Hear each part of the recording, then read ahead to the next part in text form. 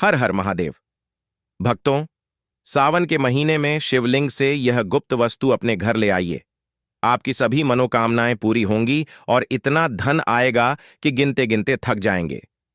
भगवान भोलेनाथ जी की कृपा से आपके जीवन में बहुत उन्नति होगी। शिवलिंग से यह गुप्त वस्तु हम भी अवश्य लाते हैं, जिससे घर में अन्न धन वैभव की वृद्धि होती है और पितृदोष, राहु दोष, काल सर्प दोष जैसे दोष दूर होते हैं। यहां तक कि शत्रु भी कांपते हैं।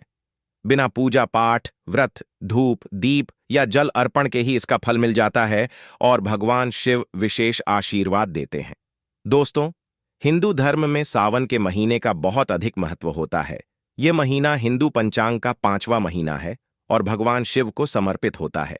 इस महीने में शिव भक्त विधिवत पूजा अर्चना करते हैं और सावन के सोमवार का महत्व और भी बढ़ जाता है। धार्मिक मान्यताओं के अनुसार सावन के महीने में भगवान शिव और माता पार्वती की विधि विधान से पूजा करने से भक्त की मनोकामनाएं पूरी होती हैं और सावन के सोमवार व्रत रखने से भोलेनाथ की विशेष कृपा प्राप्त होती है। दोस्तों, इस बार 11 जुलाई से सावन की शुरुआत होगी और 9 अगस्त को समाप्त होगा। इस सावन में 4 सोमवार व्रत होंगे। पहला 14 जुलाई को, दूसरा 21 जुलाई को, तीसरा 28 जुलाई को और चौथा 207वीं जुलाई को 24 जुलाई को। सोमवार व्रत 4 अगस्त को है। कहा जाता है कि इस सावन महीने में यदि कोई भी व्यक्ति भगवान भोलेनाथ की थोड़ी सी भी पूजा या साधना कर लेता है तो उसकी सभी मनोकामनाएं पूरी होती हैं। जीवन के सभी कष्ट समाप्त हो जाते हैं और उसके जीवन में धन का आगमन शुरू हो जाता है। भक्तों, वीडियो आगे शुरू करते हैं। उससे पहले भगवान भोलेनाथ के सच्चे भक्त इस चैनल की इस वीडियो को लाइक जरूर करें और कमेंट बॉक्स में हर हर महादेव सच्ची श्रद्धा से लिख दें, ताकि भगवान भोलेनाथ जी का आशीर्वाद सीधे आपको प्राप्त हो सके। दोस्तों, आज की इस वीडियो में हम आपको बताएंगे कि सावन के दिनों में आपको भगवान भोलेनाथ के मंदिर जाकर किन किन वस्तुओं को भगवान को अर्पित करना चाहिए और वहां से क्या क्या लेकर आना चाहिए, ताकि आपके घर की गरीबी, दरिद्रता, परेशानी, कष्ट और दिक्कतें हमेशा के लिए खत्म हो जाएं और दूसरी ओर आपके घर में सुख, समृद्धि, यश, वैभव और ऐश्वर्य की प्राप्ति हो। ध्यान रखिए दोस्तों, सावन के महीने का इंतजार हर व्यक्ति इसीलिए करता है ताकि उसे भगवान भोलेनाथ का आशीर्वाद मिल सके। कहा गया है कि देवों के देव भगवान भोलेनाथ यदि किसी व्यक्ति को आशीर्वाद दे दें तो उसका साक्षात काल भी कुछ नहीं बिगाड़ सकता। इसीलिए आज की इस वीडियो में हम आपको बताएंगे कि कैसे आप सावन के इस पावन माह में भगवान भोलेनाथ को प्रसन्न कर सकते हैं, कैसे उनका आशीर्वाद प्राप्त कर सकते हैं और सावन के दिनों में शिवलिंग की पूजा कैसे करनी है, वह भी विशेष उपाय करते हुए। साथ ही आपको बताएंगे कि शिवलिंग पर क्या क्या चढ़ाना है और वहां से अपने घर क्या क्या लेकर आना है, ताकि आपके घर में अन्न और धन का भंडार कभी कम ना हो। देखिए दोस्तों, आपके जीवन में चाहे कितनी ही बड़ी परेशानी हो, कितनी ही बड़ी दिक्कत क्यों ना हो, मान लीजिए आपके जीवन में धन की समस्या है या आप नौकरी पाने के लिए बहुत ज्यादा परेशान हो चुके हैं, आपके शत्रुओं ने आपको घेर लिया है या संतान की प्राप्ति नहीं हो पा रही है, तो एक बात का ध्यान रखिएगा कि सावन के पावन दिन ऐसे होते हैं जिन दिनों कोई भी व्यक्ति अगर थोड़े से उपाय कर लेता है और भगवान भोलेनाथ की सच्ची श्रद्धा से पूजा करता है तो उसकी कितनी भी बड़ी मनोकामना या कितना भी बड़ा कष्ट हो वह दूर हो जाता है और उसकी मनोकामना पूरी होती है। दोस्तों, मान लीजिए आपके ऊपर कोई दोष लगा हुआ है, जैसे वास्तु दोष, शनि दोष, प्रकृति दोष या कोई अन्य दोष, तो आपको सावन सोमवार के दिन थोड़ी सी पूजा करनी है और आपका दोष समाप्त हो जाएगा। आपके जीवन से सारी परेशानियां चली जाएंगी और आपके जीवन में जो धन आना रुक गया था उसका आगमन फिर से शुरू हो जाएगा। मानकर चलिए कि इसके बाद आपके जीवन में कभी कोई परेशानी नहीं रहेगी। बस दोस्तों, आज की इस वीडियो को अंत तक देख लीजिए और मानकर चलिए कि भगवान भोलेनाथ के आशीर्वाद से आपकी सभी मनोकामनाएं भी पूरी होंगी और आपके जीवन की सभी परेशानियां भी समाप्त हो जाएंगी। देखिए, एक बात कही गई है कि जब भी हम भगवान भोलेनाथ की पूजा करें तो हमें धैर्य और विश्वास रखना चाहिए और पूरी श्रद्धा के साथ उनकी पूजा करनी चाहिए, क्योंकि भगवान भोलेनाथ अत्यंत भोले हैं और किसी भी व्यक्ति की थोड़ी सी पूजा या साधना से ही तुरंत प्रसन्न हो जाते हैं। इसीलिए दोस्तों, सावन सोमवार के दिन कुछ बातें हैं जो आपको अवश्य जाननी चाहिए, क्योंकि यदि आप सावन सोमवार के दिन भगवान भोलेनाथ के सामने पूजा करने जा रहे हैं तो याद रखिए, अगर आपसे कोई गलती हो गई तो भगवान भोलेनाथ आपसे क्रोधित हो सकते हैं।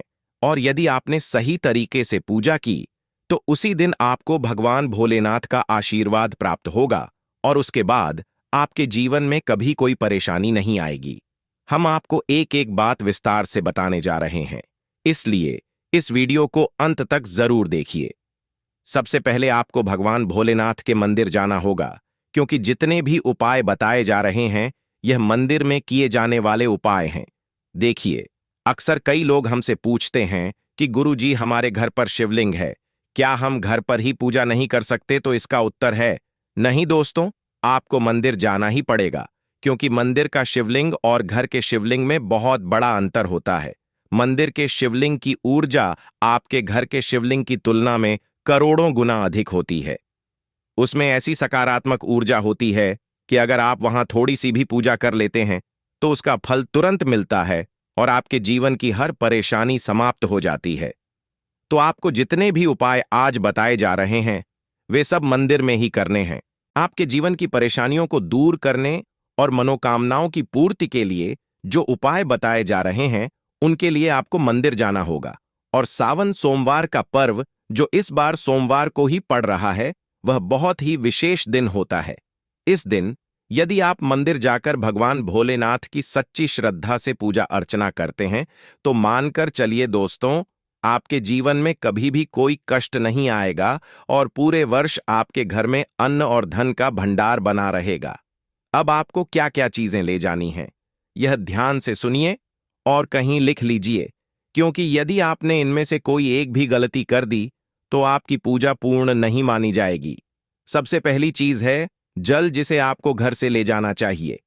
अक्सर लोग कहते हैं कि मंदिर में भी जल मिल जाता है, लेकिन ध्यान रखिए दोस्तों, मंदिर का जल केवल तभी उपयोग करें जब कोई विशेष बाधा हो, अन्यथा घर से ही जल ले जाएं। क्योंकि जब आप घर से जल ले जाकर भगवान भोलेनाथ पर चढ़ाते हैं तो वह आपके घर का प्रतीक होता है और उसी जल के माध्यम से आप भगवान से अपनी सभी समस्याएं कह सकते हैं। जैसे ही आप वह जल भगवान भोलेनाथ पर चढ़ाएंगे, आपकी परेशानियां भी समाप्त हो जाएंगी। इस जल में 2-4 बूंद गंगा जल जरूर मिला लें, क्योंकि बिना गंगा जल के पूजा पूरी नहीं मानी जाती। विशेषकर महाशिवरात्रि या सावन सोमवार के दिन तो गंगा जल आवश्यक होता है। दूसरी चीज है 3 पत्तों वाला बेलपत्र, जो अत्यंत शुभ माना जाता है। कहा गया है कि यदि एक ओर आप 1000 कन्याओं को भोजन कराएं और दूसरी ओर भगवान भोलेनाथ को एक बेलपत्र अर्पित करें तो दोनों का फल समान होता है, इसलिए बेलपत्र अवश्य ले जाएं। तीसरी चीज है सफेद फूल, जो भगवान भोलेनाथ को अत्यंत प्रिय हैं। इसलिए सावन सोमवार को मंदिर में सफेद पुष्प चढ़ाना चाहिए ताकि भगवान का आशीर्वाद प्राप्त हो सके और जीवन की सभी समस्याएं समाप्त हो जाएं। दोस्तों, सफेद चंदन भी ले जाना आवश्यक होता है और यदि आप भगवान भोलेनाथ को दूध अर्पित करना चाहें तो यह ध्यान रखें कि दूध कच्चा होना चाहिए। पका हुआ दूध कभी नहीं चढ़ाना चाहिए। अब आगे जानिए कि और क्या क्या ले जाना है। यदि आप चाहते हैं कि आपकी सभी मनोकामनाएं पूरी हो तो एक छोटा डिब्बा लें और उसमें काली मिर्च भर लें। फिर एक लाल कपड़ा लें जिसमें लौंग और कपूर रखें और उसे मौली धागे से बांध लें। इस पोटली को अपनी जेब में रखकर मंदिर लेकर जाएं। सिर्फ इतनी ही चीजें आपको ले जानी है। अब आपको यह जानना है कि आज के दिन पूजा कैसे करनी है, तो चलिए आपको बताते हैं। ध्यान से अंत तक सुनिएगा और जितनी भी चीजें आपको बताई जा रही हैं उन्हें आपको ले जाकर शिवालय में भगवान भोलेनाथ को अर्पित करना है और फिर कुछ चीजें शिवालय से वापस अपने घर ले आनी है ताकि आपको धन की प्राप्ति हो सके और आपकी हर मनोकामना पूरी हो जाए। भक्तों, सबसे पहले आपको मंदिर जाना है और इस बात का विशेष ध्यान रखना है कि मंदिर जाने से पहले कभी भी काले या नीले रंग के कपड़े ना पहने, क्योंकि ऐसा करने से भगवान भोलेनाथ का क्रोधित रूप देखने को मिल सकता है। मंदिर पहुंचने पर सबसे पहले पतली धार बनाते हुए भगवान भोलेनाथ को जल अर्पित करना है। ध्यान रहे कि यह जल धीरे धीरे और लगातार बहता हुआ चढ़ाना चाहिए। इसके बाद आपको भगवान भोलेनाथ को चंदन लगाना है और फिर 3 पत्तों वाला बेलपत्र शिवलिंग पर रखना है। बेलपत्र अर्पित करने के बाद भगवान भोलेनाथ पर सफेद पुष्प चढ़ाना है। अगर आप चाहे तो भगवान भोलेनाथ को दूध भी चढ़ा सकते हैं, लेकिन यह दूध हमेशा कच्चा होना चाहिए, पका हुआ नहीं। इतना करने के बाद आपको वहां खड़े होकर एक 108 बार ओम नमः शिवाय का जाप करना है। ध्यान रहे कि यह जाप श्रद्धा और एकाग्रता के साथ करना है। अब आगे जो करना है वह यह कि जो डिब्बा आप काली मिर्च का लेकर गए हैं, उस डिब्बे को शिवालय में शिवलिंग पर गिरती हुई जलधारा से स्पर्श कराना है और फिर उसे वापस अपनी जेब में सुरक्षित रख लेना है। उसी तरह जो लाल कपड़े की पोटली आप लौंग और कपूर के साथ ले गए हैं, उसे भी शिवधारा से छुआकर वापस अपनी जेब में रख लेना है। इसके बाद आपको यह करना है कि जिस लोटे में आप पानी या दूध लेकर गए थे, उसमें शिवलिंग से गिरता हुआ थोड़ा सा जल भरकर वापस ले आना है। ध्यान रखिए कि जो जल या दूध आप घर से लेकर गए थे, उसे पूरा का पूरा भगवान भोलेनाथ को अर्पित कर देना है और वापस नहीं लाना है। केवल वही जल वापस लाना है जो शिवलिंग पर चढ़ने के बाद नीचे गिर रहा है।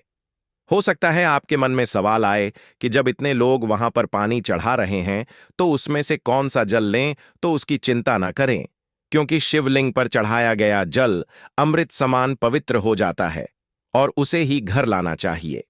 कहा जाता है कि कई देवी देवता अदृश्य रूप में शिवलिंग के पास खड़े रहते हैं ताकि शिवलिंग से गिरता हुआ पवित्र जल वे स्वयं धारण कर सकें।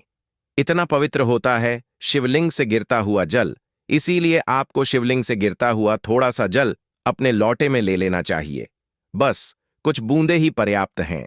अब आपको करना यह है कि उस जल को लेकर घर वापस आना है और घर लौटते ही उस जल को अपने घर के लोगों पर हल्का हल्का छिड़कना है। साथ ही घर के हर कोने और मुख्य द्वार पर भी वह जल छिड़क देना है। बस इतना ही करना है और मान लीजिए पूरे साल आपके घर में कोई नकारात्मक शक्ति प्रवेश नहीं कर पाएगी। और अगर कोई व्यक्ति आपके घर पर काला जादू या काली विद्या करने की कोशिश करेगा, तो वह भी असफल रहेगा, जिससे आपके घर से नकारात्मक शक्तियां दूर होंगी और सकारात्मक ऊर्जा का वास होगा। अब जो काली मिर्च आप भगवान भोलेनाथ के शिवलिंग से स्पर्श कराकर लाए हैं, उसे अपने पूजा घर में रख दें। तो दोस्तों, अगर आपको वीडियो अच्छा लगा हो तो वीडियो को लाइक और चैनल को सब्सक्राइब जरूर करें।